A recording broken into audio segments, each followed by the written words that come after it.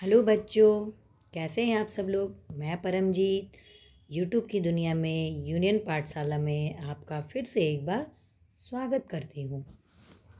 बच्चों, आज हम फिर से संस्कृत की क्लास करेंगे, ठीक है।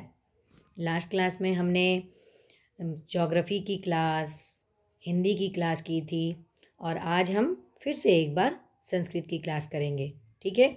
इस संस्कृत के पाठ को मैंने सीबीएसई बोर्ड के संस्कृत के बुक क्लास 5 के बुक से लिया है, ठीक है। तो चलिए आज का पाठ शुरू करते हैं बच्चों। चलिए सबसे पहले हम पाठ का नाम पढ़ेंगे कि पाठ का नाम क्या है।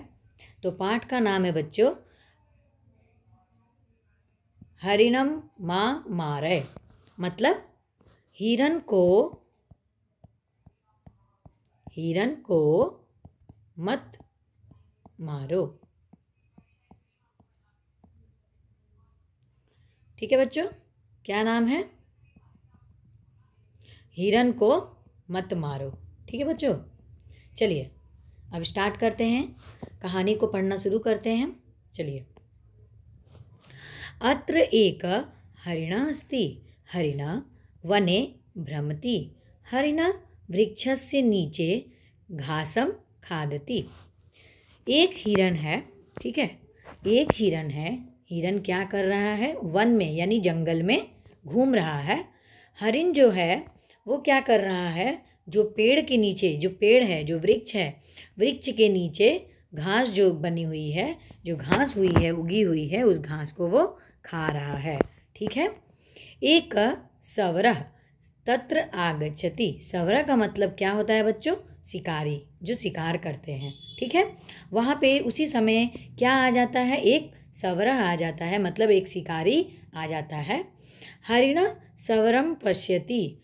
जो हिरन है वो जब सवरा को देखता है वो तुरंत वहाँ से देखता है और देख के उसको भागने की कोशिश करता है। तो क्या करता है हरिण?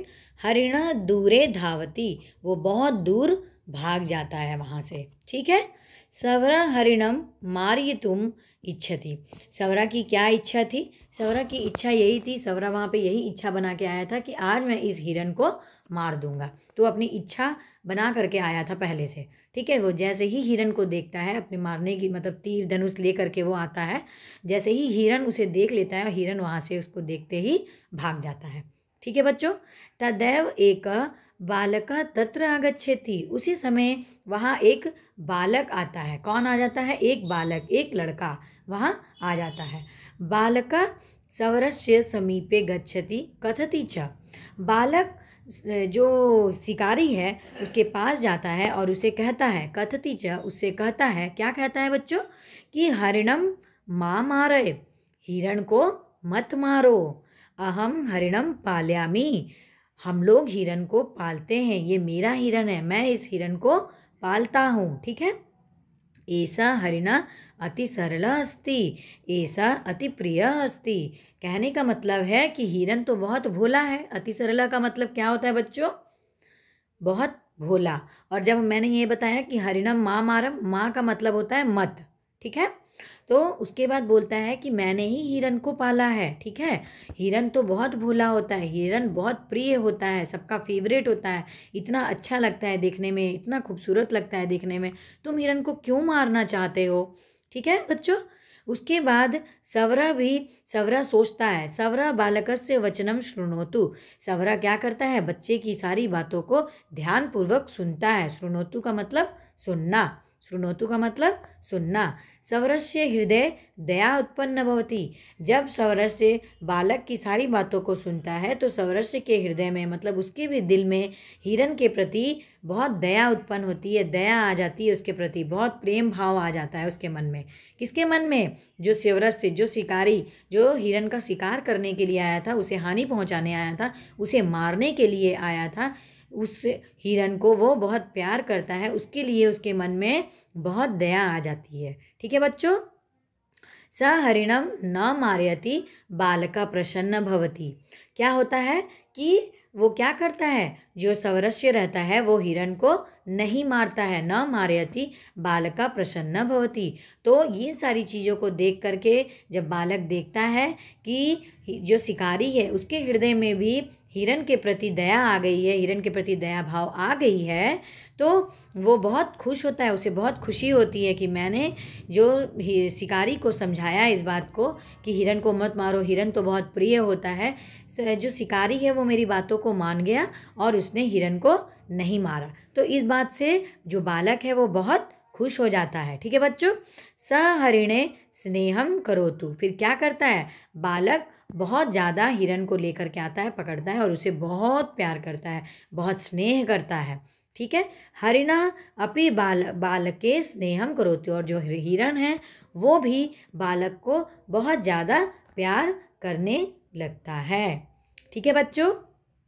तो कवि कहानी में कहा जा रहा है कि हम पशु को क्यों नुकसान पहुंचाएं।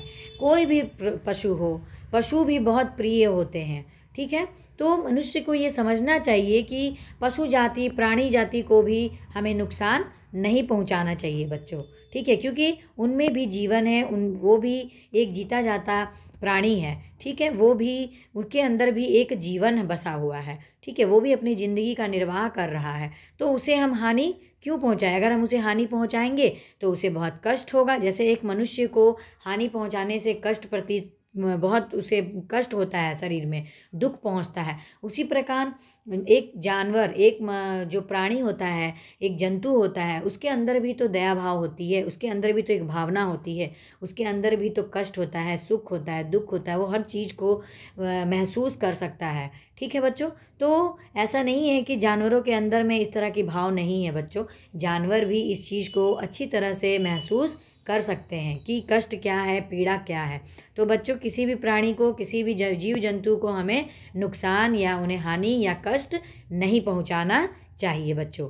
ठीक है बच्चों। तो बच्चों, आपको वीडियो कैसी लगी कमेंट में ज़रूर बताएं। वीडियो को लाइक करें, चैनल में अगर आप नए हैं तो चैनल को सब्सक्राइब करना बिल्कुल भी ना भूलें और बेल आइकन को ज़रूर दबाएं। ठीक है बच्चों। तो चलिए, वीडियो को ज़्यादा से ज़्यादा शेयर करें ताकि मैं आपके लिए और भी अच्छी अच्छी वीडियोस, अच्छे अच्छे सब्जेक्ट, अच्छे अच्छे टॉपिक्स को आपके सामने लेके आऊँ। ठीक है बच्चों। आज की वीडियो आपको कैसी लगी ये कमेंट में आप ज़रूर बताइएगा।